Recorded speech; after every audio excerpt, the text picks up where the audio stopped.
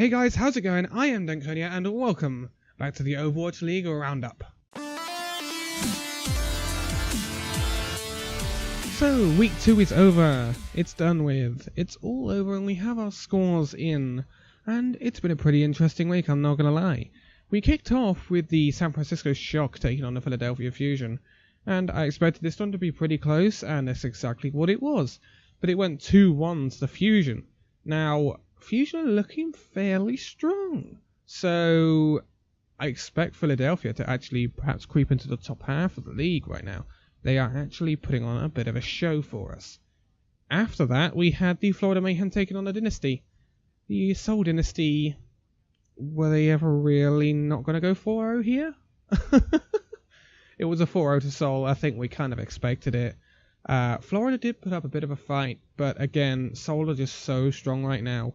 They didn't really stand much of a chance. Then after that, we had the Houston Outlaws taking on the Shanghai Dragons. This was a match where Shanghai needed to show what they were made of. Did they do so? No. It just highlighted more problems for the Shanghai Dragons. Houston won 4-0. Houston, it puts out a statement for Houston. It's a pretty big game, you know. They need to prove that they can deal with the slightly smaller teams in the league. No offense, Shanghai, but you really are kind of the kicking boys of the league right now. Shanghai have got ongoing problems. They really need to sort them out. Then the Houston were in action again. Houston were in the action again against the Dallas Fuel, is what I'm saying. Dallas Fuel. Now, this was a big week for Dallas, wasn't it? They needed to recover after their first week, which was a bit of a shock, shall we say. And did they do so? No. They just couldn't compete with Houston. Houston not only beat them, Houston beat them 4-0. Dallas could not take a map off Houston. I watched it, it was a really weird match. Houston just looked like the better team. Dallas have got problems adjusting to the Mercy meta. They don't seem comfortable with dive at the moment, which is obviously what is dominating the game. So, yeah, Dallas with some problems they need to sort out. And also there's another issue that I'm going to go on about later in this part. So, I guess you probably know what it is, but we'll speak about that then. After that, we had the Excelsior, otherwise known as, take on the LA Valiant. I expected this to be pretty close. In the end, although the Valiant put up a really good fight, this was kind of like a match where they needed to make something of themselves. They needed to show that they can go up against the Korean teams toe-to-toe with them, because currently they're the best Western team around in the Overwatch League at the moment, considering the problems that Fuel are having. It was a 3-0 to Excelsior. It was not as close as I expected it to be. Valiant did draw a map with Excelsior, but it turned out to be 3-0. Excelsior are looking pretty strong right now. They really are. They seem more synergized than other people like London. London is still finding their feet with their double roster kind of thing going on. So then the next day for me in GMT, anyway, the Philadelphia Fusion took on the Los Angeles Gladiators. This, if you want to watch any match from that week, is one of the best matches to watch. We got our first reverse sweep of the Overwatch League in this match. Philadelphia Fusion went up 2-0 at the halftime break against the LA Gladiators. The Gladiators turned it round and beat them 3-2. Honestly, at 2-0 I thought the Fusion would have won it, but the Gladiators really dug deep and they really got what they needed, and it's really impressive to see a team come back like that. And there was a close one later on in the day, which I'll be going on about in a minute. But well done to the Gladiators. We got a first reverse sweep of the Overwatch League. Hoping I'm going to see more though. This leads me into the last day of fixtures, which is Saturday, January the 20th for me at GMT. I know for some of you in America or Australia or something, they might actually be on different days, but I'm kind of doing it on my time zones. So, that kicked off with Seoul Dynasty taking on the Boston Uprising. Now, Boston really did put up a fight with this one. It was really interesting to see because Boston are a weird team currently because they seem to put in performances, but unfortunately they didn't get the result they wanted. They weren't even able to take a map off of Seoul Dynasty. They really caused them problems on Junkertown. And it looks like Junkertown could be a bit of an iffy map for the Korean teams. Dallas took a game off of Seoul on Junkertown. So that's an interesting one, but again, it was a 4-0 to Seoul. It was kind of what we expected. So you can't really take much from the game, but one thing we suppose we could take is the fact that Boston did look actually quite promising. The next game was a very, very big grudge match at the bottom of the league. It was the Shanghai Dragons taking on the Florida Mayhem. This I expected to be close. It wasn't. Florida 4-0'd Shanghai here. And that, to me, a lot of people, you know, they did show improvement, Shanghai, but they still got 4-0'd. So I think there are big problems at Shanghai right now. I think they will finish bottom of the league unless something miraculous happens between now and then. Obviously, there is a transfer window halfway through, so if they do some good business in that, then we could perhaps see some different looks from Shanghai, but they really need to do something because they need to sort it out. But they got 4-0 Florida Mayhem getting their first win of the season. Then, after that, we had a really big match, actually, depending on how you look at it. The London Spitfire taking on the Dallas Fuel. Now, even though Dallas have had their problems, right, I expected Dallas to put up a fight here. They did put up a fight against Seoul. And that they did. Not quite the fight they put up against Seoul, but they did put up a fight. They took a map off London. It ended 3-1. Dallas, there's improvement. There is improvement. They went back to their old Envy lineup, taking out players like Seagull, although he did sub in for one game. Also, they didn't have XQC available. Now, XQC made some remarks on his stream the other day, and it's earned him, from the Overwatch League, a 4-match ban and a $2,000 fine. But Dallas have gone further than that, and they've actually suspended him for the entire Stage 1. I think they're going to work on some issues that he's having adjusting to the limelight. Obviously, you've got to be careful what you say, so you might get some like media training and stuff like that. And I really want to see him do well because he's a really, really good player. I love watching XQC play.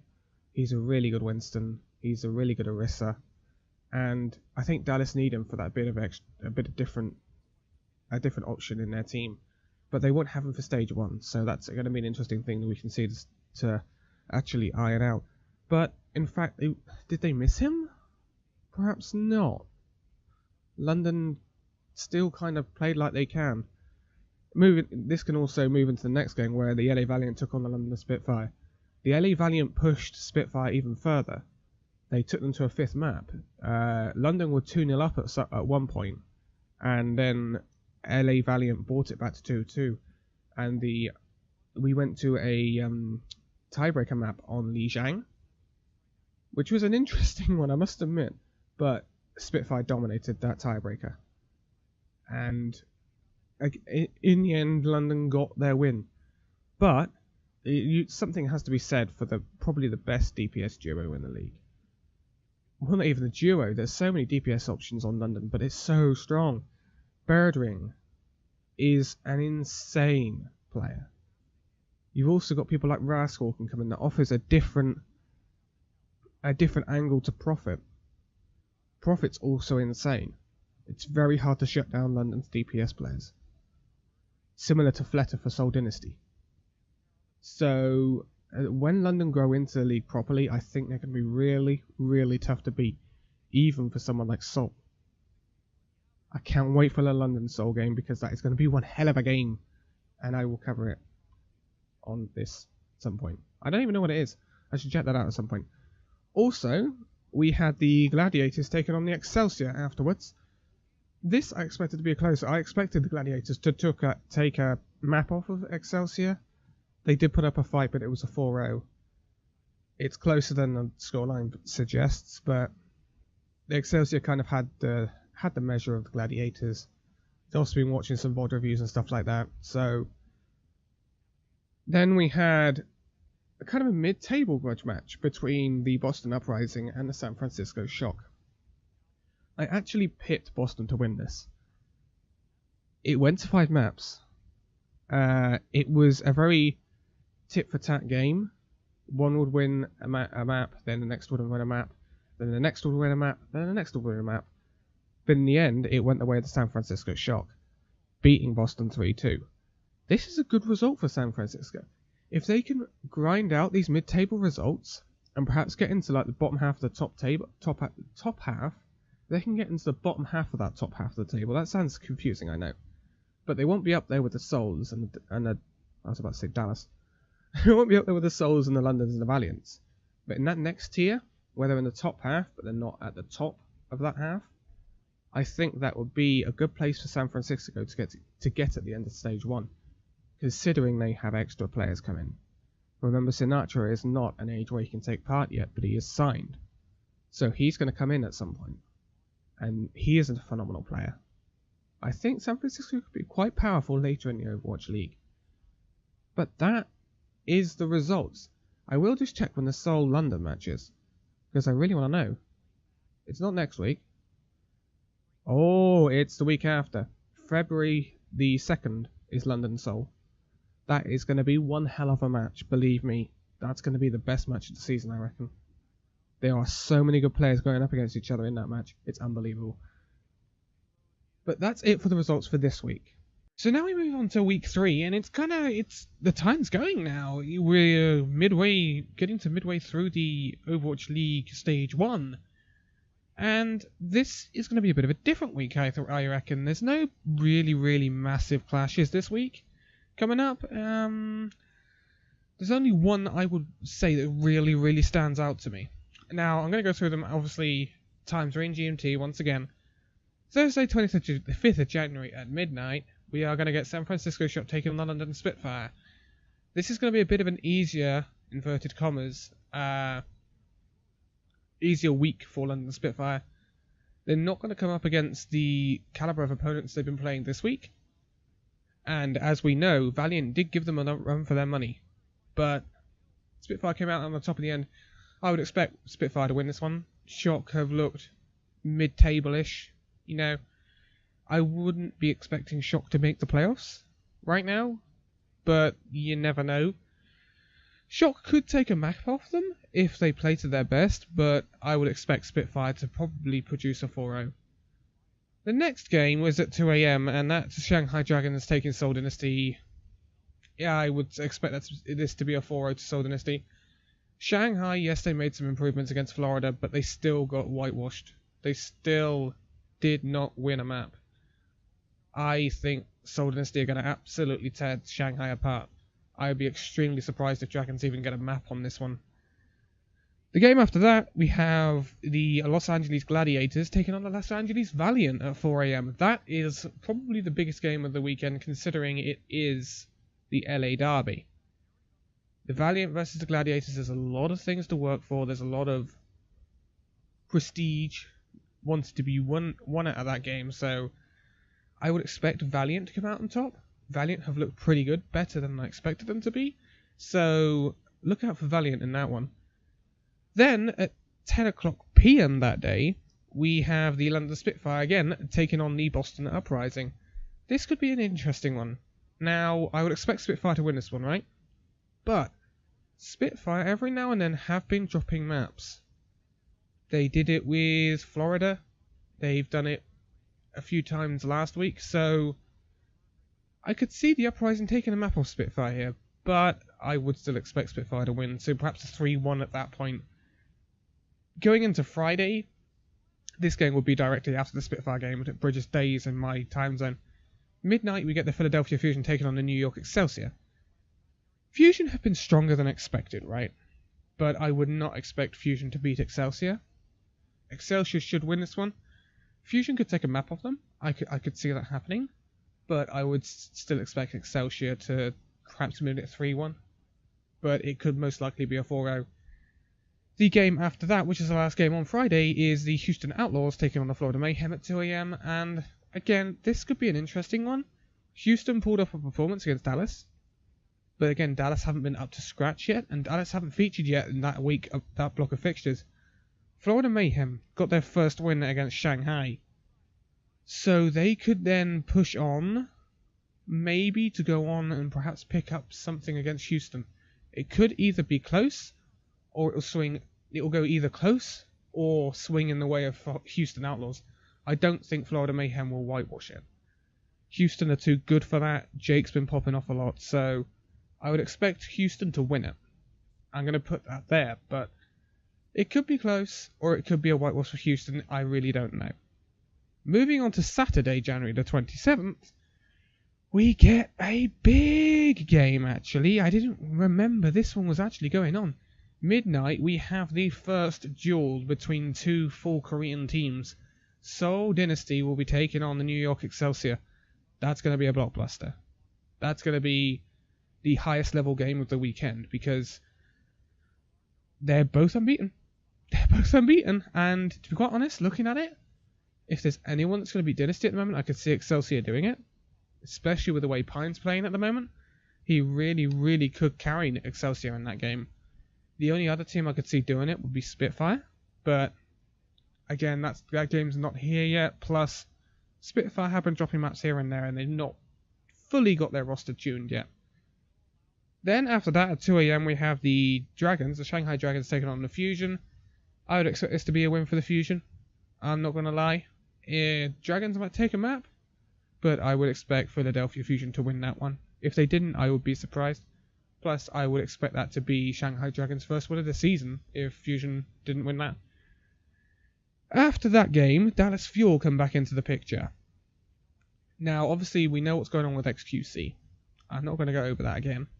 So they are down a player, but again, XQC wasn't starting for Fuel, so it's not a massive loss, but it is a loss. They lose an attacking tank there. So at 4 AM, they're taking on the San Francisco Shock. It's very difficult to say with Dallas Fuel at the moment. They really did improve against London Spitfire, so I would back Fuel to win that one. I really would back Fuel to win that one. It could be close, but providing Fuel play like I know they can, then they should be fine. But I could see Shock taking a map off them. Very easily, actually. But this could be a catalyst for Fuel's, rejuvenation, shall we say. So that's at 4 AM. Then you have a big gap of a few hours, and then at 7 o'clock, Dallas Fuel are in action again. A bit like London Spitfire were in the previous week. They're taking on the Boston Uprising. Now, this, I think, will be a different ball game to their previous match against the Shock. Boston, in my opinion, are stronger than the Shock. So this could be quite close. I think it depends whether Fuel have turned it around by then. If Fuel pick up a win against Shock, I think Fuel could go on and win the Boston game. If Fuel don't win against Shock, I think Fuel would lose the Boston game. It's difficult to say because Fuel have had difficult games coming into the league. They've already played Dynasty, they've already played Valiant, they've already played Spitfire. So they've had difficult games. And they really did give a go. They made it really close against Seoul and Spitfire. So, on paper, you would expect them to win both games, but the way it is at the moment, you never know. After that 7 o'clock game, you have a game at 9 o'clock, which is the LA Valiant taking on the Florida Mayhem. Again, I think this is dependent on whether Mayhem win their match against the Outlaws. If they don't, then I think Mayhem could take a map off Valiant either way. It depends how Logix plays. But I would expect Valiant to win it. Valiant have been strong throughout the season so far. They've pushed many teams very far. They whitewashed Dallas. They pushed London Spitfire to a 5th map. It's highly possible that Valiant could be in that playoff place. Highly possible right now. I would expect them to be in the playoff place, considering what's happened to Dallas. So, yeah, I'll go for a Valiant win there. It could be 3-1, it could be 4-0. It could go either way. The last game of the weekend is the other LA team, the LA Gladiators, taking on the Houston Outlaws. This is an interesting one because this is coming in after the LA Derby. If Gladiators really push Valiant in that derby, then I think Gladiators could beat the Outlaws.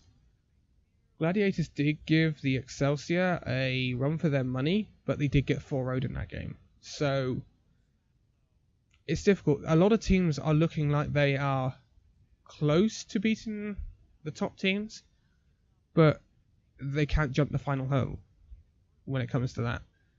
I would expect the LA Gladiators versus the Houston Outlaws to be quite a close game. Going on what I know at the moment, I would say the Outlaws would win it. But it could be really, really close. It could be. I'm expecting it to be a 5-mapper. So it's going to be an interesting one.